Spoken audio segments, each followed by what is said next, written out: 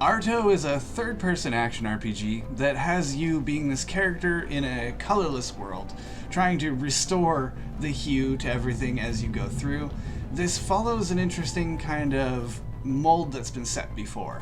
It's got that Zelda-esque flavor to it. You need 7 medallions, 7 sages in the case of Zelda, to kind of triumph over the big bad and restore beauty to the world. It is something we've seen before, but that's not to discount this game at all.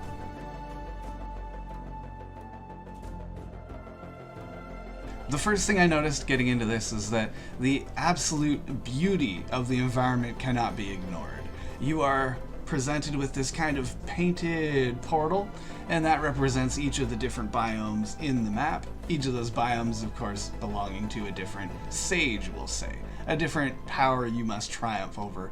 Beat, clear that area, and move on to the next one. You're building up to a fight with a big bad to restore order, and that will have you going through a number of incredibly colorful areas and doing some different activities as you do as well.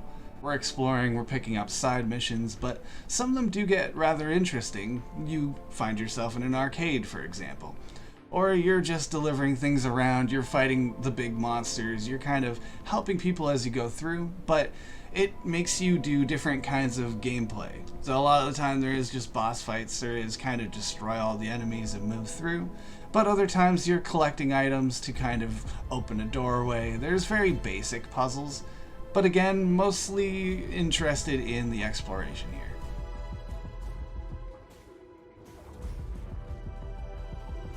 The story is being told to you throughout in the form of exposition. There's a lot of characters that you meet that will tell you about the world, what happened, or maybe your origins, a little bit of a hint towards what you're doing in this place. The story was intriguing, but I found myself just kind of ignoring it.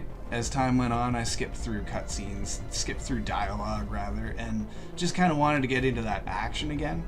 But that's not to say the story is negative. It just rather wasn't my focal point.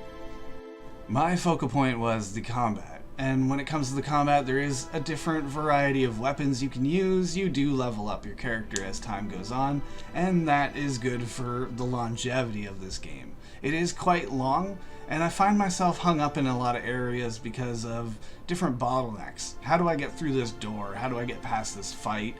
And more importantly, where am I supposed to go? The map does give you icons, but they're in very generalized areas, and that was kind of frustrating in parts. Arto is one of those games that I didn't really expect it to kind of pull me away and really draw me in, but it did, and I found myself spending a lot more time than I initially planned playing this game. I'm really appreciating where Arto is. I give this an 8.5. I think if you're a fan of third-person RPGs, you have to check this one out. It has enough to stand on its own, and it does have Zelda callbacks that I loved.